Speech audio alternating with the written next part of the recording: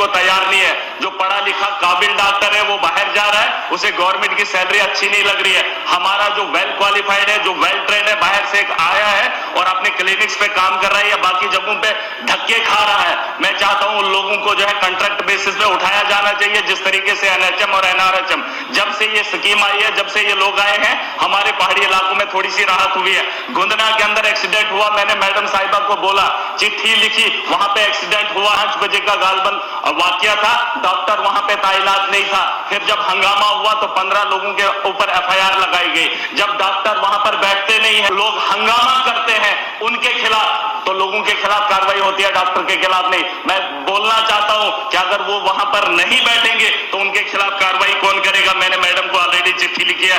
PHC का 20,000 की आबादी है सर, गुंदना का इलाका है, 20,000 की आबादी है, लेकिन वहां पर एम्बुलेंस नहीं है। सर जिस तालीम के बारे में हम बात कर रहे हैं 12,015 करोड़, उसके अलावा हेल्थ में हमने 8,913 करोड़ की बात की। इस बजट से जिस तालीम को हम फरोग देना चाहते हैं, उस पढ़ाई से आज तक हम लोगों को फायदा नहीं हुआ। अगर नौकरी मिल गई तो नौकरी में हमने काम कर लिया, अगर नौकरी नहीं मिली तो वो सिर्फ शेर व शायरी काम आती है, बाकी उस तालीम से हमें कोई फायदा नहीं है। मैं चाहता हूं कि सिलेबस में तब्दीली लाई जाए, करिकुलम जो है सुधारा जाए। उसके अलावा टाइम कम है, मैं इसलिए जल्दी बोल रहा हूं सर। हम चाहते हैं कि अपग्रेड स्कूल होने चाहिए। जो प्राइमरी है वो अभी तक प्राइमरी है, अपग्रेड करना बड़ा जरूरी है। गांव अब शहर में तब्दील हो गए, आबादी बहुत बड़ी है सर, उसके बारे में सोचा जाना चाहिए। 200 रुपए लेने के लिए एक बच्चे ने कल प्रेमनगर में एक आदमी के ऊपर चाकू चला दिया। उस तालीम से हमें यह फायदा हो रहा है कि नशा आम हो चुका है।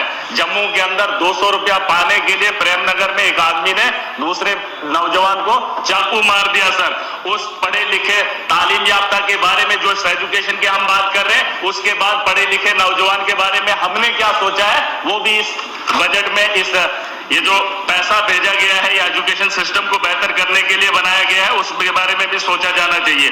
उसके अलावा सर एनएचएम और एनआरएचएम डॉक्टर्स बैठने को तैयार नहीं है। जो पढ़ा लिखा काबिल डॉक्टर है वो बाहर जा रहा है, उसे गवर्नमेंट की सैलरी अच्छी नहीं लग रही है। हमारा जो वेल क्वालिफाइड है, जो वेल ट्रेन है, बाहर से एक आया है और अपने क्लिनिक्स पे काम कर रहा है या बाकी जगहों पे धक्के खा रहा है। मैं चाहता हूं उन लोगों को जो है कॉन्ट्रैक्ट बेसिस पे उठाया जाना चाहिए, जिस तरीके से एनएचएम और एनआरएचएम जब से ये स्कीम आई है, जब से ये लोग आए हैं, हमारे पहाड़ी इलाकों में थोड़ी सी राहत हुई है। गुंदना के अंदर एक्सीडेंट हुआ, मैंने मैडम साहिबा को बोला, चिट्ठी लिखी, वहां पे एक्सीडेंट हुआ, रात 5 बजे का गालबन वाकया था, डॉक्टर वहां पे तैनात नहीं था। फिर जब हंगामा हुआ तो 15 लोगों के ऊपर एफआईआर लगाई गई। जब डॉक्टर वहां पर बैठते नहीं है तो एडमिनिस्ट्रेशन कार्रवाई करती है। जब लोग हंगामा करते हैं उनके खिलाफ, तो लोगों के खिलाफ कार्रवाई होती है, डॉक्टर के खिलाफ नहीं। मैं बोलना चाहता हूं कि अगर वो वहां पर नहीं बैठेंगे तो उनके खिलाफ कार्रवाई कौन करेगा। मैंने मैडम को ऑलरेडी चिट्ठी लिखी है।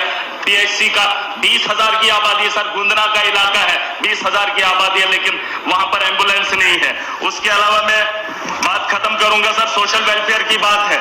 इन्होंने बड़े किस्से सुनाए बुजुर्गों के लिए, इन्होंने स्कीमें लाई, लेकिन 3-4 साल से मैं देख रहा हूं कि सिर्फ फार्म भरे जा रहे हैं, पेंशन नहीं आ रही है। और जो सर अपाहिज हैं, जिनके पैर कटे हैं, जिनके बाजू कटे हैं, उनको 2000 से गुजारा नहीं होगा, क्योंकि वो रोजमर्रा की जिंदगी में जी नहीं पाएंगे, उनके उसमें भी इजाफा होना चाहिए। बाकी सर मैं चाहूंगा कि बीजेपी को वक्त मिलता है, एनसी को वक्त मिलता है, कांग्रेस को मिलता है, मुझे भी वक्त का ख्याल किया जाए ताकि मैं भी वक्त पे बात करूं, और जो आपका सेशन होगा उस सेशन में अपना भी योगदान दे।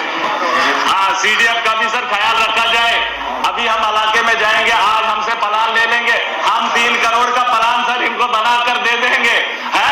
तो अगर हम इलाके में किसी वारदात को देखते हैं, हमारे यहाँ घरों के घर जल गए, लेकिन ऑन स्पॉट हम अगर उनको रिलीफ नहीं दे पाएंगे तो हम किसके एमएलए हैं, हम कौन लोग हैं। हम चाहते हैं कि वक्त पर हम वहां पर जाएं और जिन लोगों को जरूरत होगी हम अपने फंड में से वक्ती तौर उनकी जो है इमदाद कर पाए। लेकिन जिस तरह से यहाँ पर हमारे इकोनॉमिकल लोग बैठे हैं, यहाँ पर जो पॉलिसी मेकर्स हैं सर, और इसके अलावा मैं चाहता हूं कि डिस्ट्रिक्ट लेवल की पोस्टें जो है वहां पर जो है फरोग दिया जाना चाहिए। और जो पॉलिसी मेकर है उनको भी बताना चाहूंगा कि 3 करोड़ जो अपनी मर्जी से आप मनमानी कर रहे हैं, क्या हो उसके अंदर धांधली हो।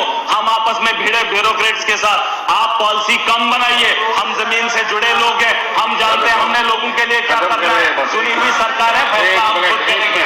और सैलरी तो बोला सर, ये सैलरी के बारे में भी डिमांड है, एक रेजुलेशन है, जरूरी है। किसी ने कहा था कि ये लोग अपनी सैलरी की मांग कर रहे हैं। बहुत सारे जम्मू कश्मीर के लोग देख रहे हैं, नौजवानों ने कहा कि एमएलए अपनी सैलरी की बात कर रहे हैं। मैं उन लोगों को इस हाउस से बताना चाहूंगा, अगर सैलरी होगी तो ईमानदारी से काम होगा। मैंने मांग की है तो मैं चाहता हूं हमारी सैलरी होगी, जमीन पे हम लोगों से काम करवाएंगे और ब्यूरोक्रेट को भी काम कराने पे मजबूर हैं। इसके साथ ही आज हमारी आज की कार्रवाई खत्म होती है।